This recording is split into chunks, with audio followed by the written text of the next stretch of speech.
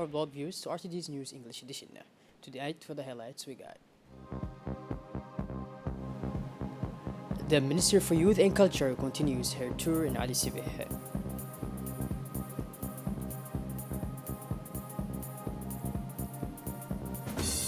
In the international scene, a climate warning a threat to our health. Those were the major highlights for tonight. Welcome back to our newsroom, our beloved viewers. The 156th ordinary session of the Council of the Arab League at the ministerial level. The meeting of yesterday, September 9, was chaired by the Minister of Foreign Affairs, Minister of State for the Affairs of the Kuwaiti Council of Ministers, Dr. Ahmed Nasser Al Mohammed Al Sabah, at the headquarters of the Arab League in Cairo, Egypt. Our country was represented during this session by Mr. Mahmoud Ali Yusuf, Minister of Foreign Affairs and International Cooperation, spokesman of the government, accompanied by Mr. Ahmed Ari Bare, Parliament representatives to the League of Arab States, and his collaborators.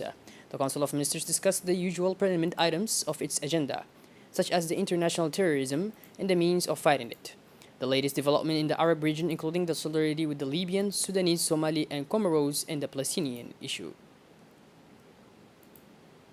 As we go to Ali Sibih, where a delegation led by the Minister of Youth and Culture, Her Excellency Dr. Hibo Mumin Asawi, began yesterday the last stage of its program, Direction Aska, second industrial city of the country.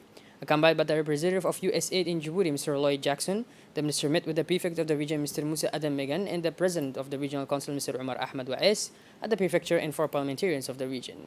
The discussions continued at the regional council, where the delegation was welcomed with great pomp.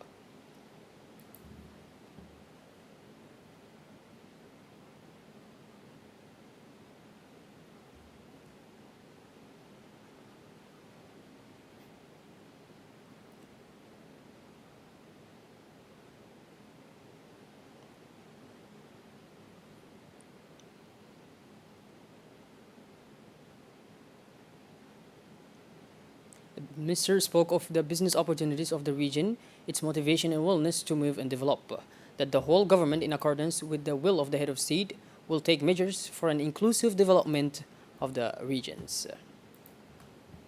As part of the implementations of a continuous training program in field epidemiology in Djibouti, an information sharing meeting was held yesterday in the meeting room of the Ministry of Health, conducted by the National Institute of Public Health in collaboration with the Intergovernmental Authority in Development, which is also known as IGAD, and the African Network of Field Epidemiology. The training was provided to different actors involved in vector control according to the levels of intervention and according to the curriculum of healthcare providers. Thus, a 3-month training will be followed by nurses, while an intermediate and 9-month training will be developed for the benefit of statistics specialists. On Friday, 12th September, around 4 a.m., thunderous rains with gusts of very violent winds poured down on the capital of the Oboh region. Listening to the elders, near Hayu has known such winds accompanied by hail seen for the first time. The rains with lightning lasted more than an hour, more fear than harm, because no human casualties were reported. There was a light wounded person who was quickly treated in the emergency room of the CMH of Oboh. Unfortunately, there was a lot of material damage, thus in the various neighborhoods of the city, houses have lost their roofs. Some have literally collapsed under the weight of the violence of the gusts. It should be noted that the merchants are affected the two flooded warehouses. Mr. Ali Muhammad Makki and Mr. Muhammad Humad Ismail, respectively acting prefect and president of the regional council, visited the affected areas. At the end of their tour, it was agreed to make a true assessment of the damage and forward the report to the authorities concerned to this matter.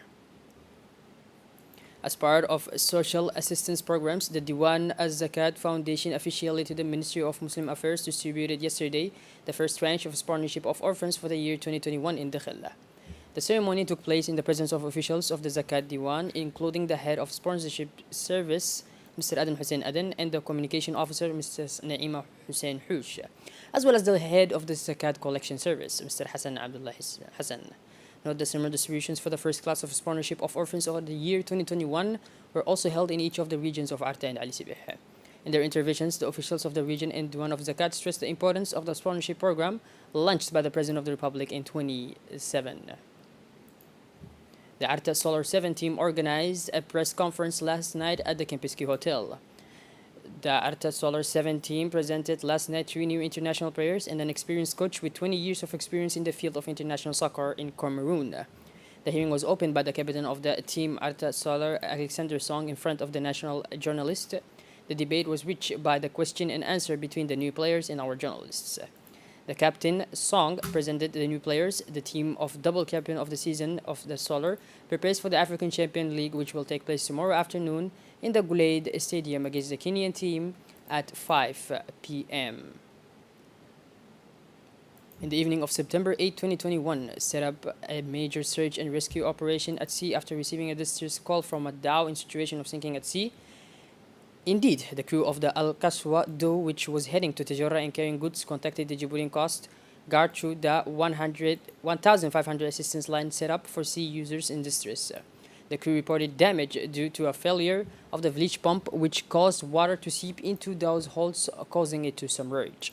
Immediately, several fast response patrol boats and search and rescue teams were dispatched to the scene of the incident of Khor Abadago. Quickly, the dhow was located and its occupants, composed of 4 crew members and 2 passengers, were transferred on board a patrol boat of the Djiboutian Coast Guard.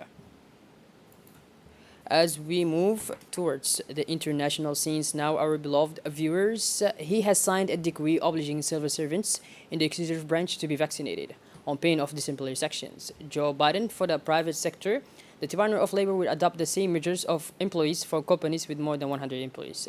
This strategy is aimed at 80 million Americans who are not yet vaccinated, or about 25% of the population. We also have, for the international scene, a new warning on the impact of global warming. Several hundred scientists are warning of the damage caused to our health and that of our children. These specialists have all signed an article published in the most important medical journals. They mentioned the known consequences of global warming, dehydration, problems during heat waves, respiratory and cardiac inefficiency.